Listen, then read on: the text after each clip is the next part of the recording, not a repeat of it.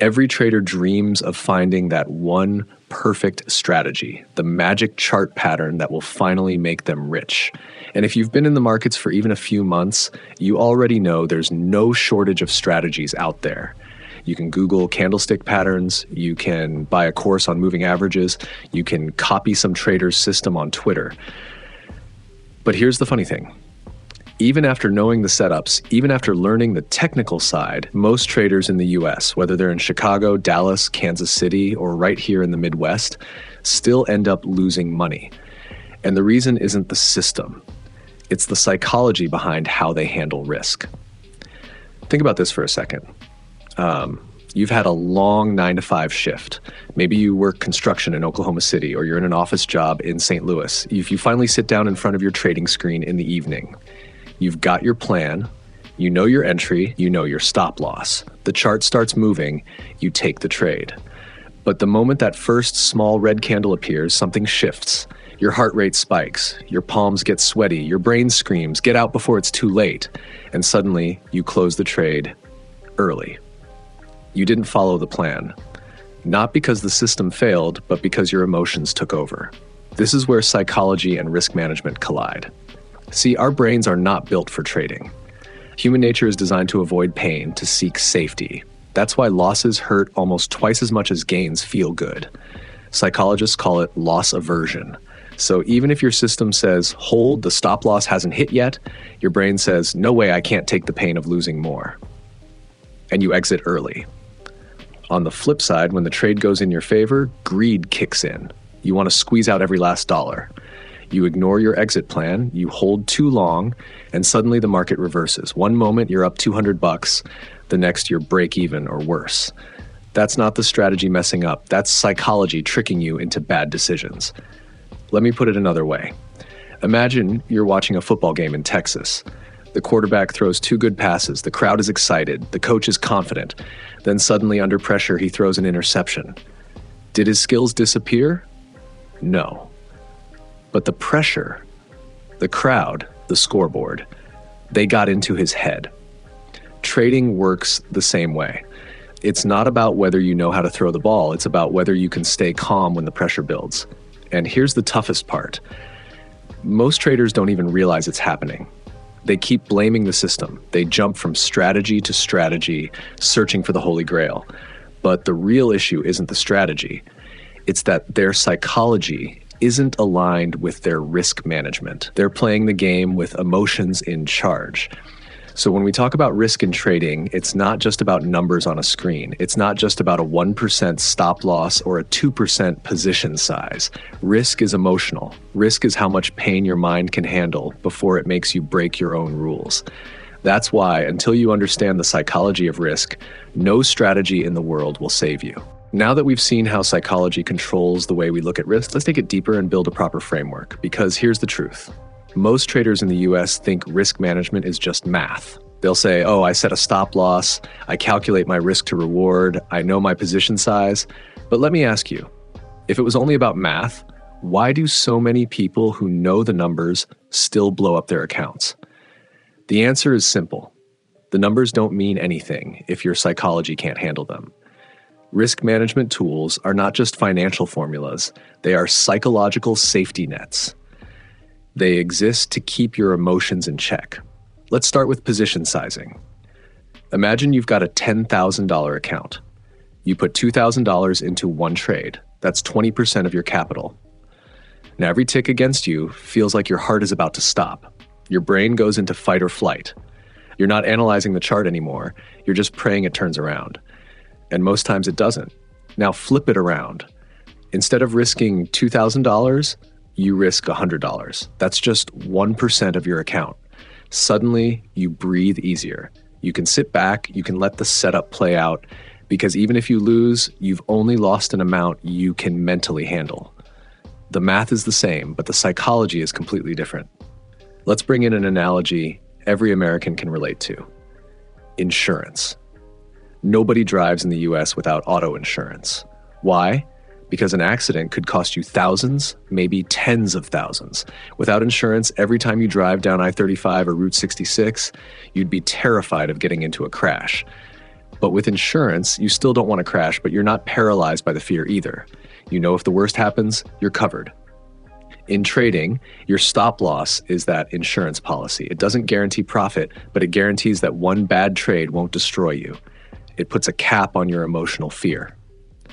And it's not just the stop loss. Another powerful layer is the concept of pre-commitment. This means before you even open your laptop in Chicago or Dallas or Oklahoma City, you've already written down your limits. I will only risk 1% of my account per trade. I will stop trading after I lose 3 trades in a row. I will close my platform if I hit my daily risk cap. When you pre-commit, you're making decisions with a calm brain. Because in the heat of the moment, when the candles are flying and your heart is racing, your emotional brain will always try to override logic. Having those rules written down and non-negotiable saves you from yourself. Here's the irony that surprises new traders. The ones who look the most confident, the ones who seem fearless, are usually the ones who are the most disciplined about risk. They aren't fearless because they don't feel emotions. They're fearless because their system keeps emotions in a cage. Just like a quarterback in the NFL doesn't run out on the field and make it up as he goes, he follows the playbook. A professional trader does the same. Their playbook is their risk management plan. And finally, think about the long game. Most retail traders focus only on the next trade. How much can I make today? How much can I make this week? But professionals think in decades. They know survival is the real edge, because if you blow up your account once, you're out of the game. Risk management is the bridge that keeps you in the game long enough to let your edge play out. So let's be clear. Risk management isn't about protecting your balance from a single bad trade. It's about creating a mental framework that protects your psychology, that calms your fear, that reins in your greed, that keeps you disciplined when the market is chaotic. The market will always test you, day after day. The question is, will you have the framework to stay calm when it does? All right, now that we've built the foundation, that risk management is really a psychological framework, let's move into the practical side. What can you actually do to control your emotions when you're in the middle of a trade? Because this is the part most traders miss. They hear about risk management, they nod their heads, but when the candles start moving, all that knowledge flies out the window. So let's talk about some practical psychological hacks that you can apply starting tomorrow. The first hack is pre-commitment rules. We touched on this earlier, but now let's go deeper. Pre-commitment is about writing down your rules before you start trading when your brain is calm. For example, write on a sticky note, I will risk no more than 1% of my account per trade. I will stop trading if I lose 2 trades in a row. I will never move my stop loss once the trade is active. By writing it down, you're removing the decision from your emotional brain later. Because in the heat of the moment, when greed or fear kicks in, you'll justify breaking your rules. The sticky note, the written contract, reminds you this was your plan when you were rational. Think of it like a coach drawing up plays before the game starts. Once the game begins, the team just follows the plan. The second hack is journaling your trades. This might sound boring, but it's one of the most powerful tools for rewiring your psychology. Here's why. Our brains are terrible historians. When you lose money, you remember it as worse than it was. When you make money, you remember yourself as smarter than you really were. That distortion keeps you from learning. But when you journal, writing down your entry, exit, reason for the trade, and how you felt, you create an objective record. Over time, you'll start to see patterns. Maybe you always break your rules after 10 p.m., or maybe you overtrade when you're tired after work. That awareness is gold because you can't fix what you don't see. The third hack is forced breaks. One of the most dangerous psychological traps in trading is revenge trading, trying to win back money you just lost. It's pure emotion. The best way to break that cycle is to give yourself a hard rule. After 2 losing trades in a row, step away from the screen. Go outside, take a walk, grab a coffee, reset. Think about it like football in Texas. If a quarterback throws 2 interceptions, the coach often benches him for a drive or 2. Not as punishment, but to let him reset his mindset. Traders need to do the same. A short break can save your account. The fourth hack is mind-body control. You might not realize it, but your physiology is tied to your psychology. When you're stressed, your breathing gets shallow, your muscles tighten, your body literally prepares for danger. That's why you panic close trades. Simple techniques like box breathing, inhale for 4 seconds, hold for 4, exhale for 4, hold for 4, can reset your nervous system in the middle of a trade. It sounds too simple, but it works because it sends a signal to your brain. You're safe.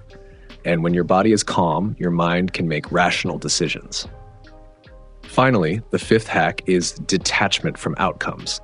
This is the hardest one. Most traders tie their self-worth to whether a trade wins or loses. But here's the truth. One trade means nothing. It's just a data point in a long series. Professionals don't judge themselves by a single play. They judge themselves by the season. In the same way, you have to detach emotionally from each individual result. Your job is not to win every trade. Your job is to execute your plan flawlessly. The outcome will take care of itself over time. So here's the takeaway. Managing risk isn't just about numbers. It's about managing yourself. By pre-committing to rules, journaling your behavior, taking forced breaks, practicing breathing, and detaching from single outcomes, you build a toolkit that protects you from your own worst instincts. Remember, the market doesn't beat most traders. Their psychology does. These hacks are how you flip that around and take back control. By now, you've seen the full picture. Risk management isn't just about calculators, stop-loss levels, or percentages on a spreadsheet. It's about psychology, about how your mind reacts when money is on the line. Fear, greed, loss aversion, revenge trading, these are the silent enemies that wipe out more traders in the Midwest and across the US than any bad strategy ever could. Here's the mindset reset I want you to take away. Your goal in trading is not to win big today. Your goal is to stay alive tomorrow and the next day and the next year. Professionals don't obsess over the next candle. They focus on the next decade. They build systems that protect their capital, but more importantly, they build habits that protect their minds. Because in the end, surviving the market long enough to let your edge play out is the only real edge there is.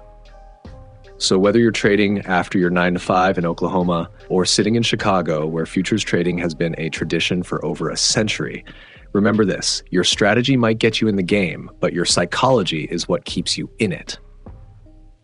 Risk management is emotional management, and the trader who masters that is the trader who lasts.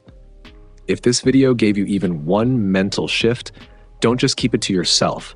Share it with a fellow trader who might be struggling right now. And if you want more deep dives into trading psychology, mindset hacks, and the real lessons that Wall Street rarely talks about, hit that subscribe button and join this community. Because here, we don't just talk about making money. We talk about staying in the game.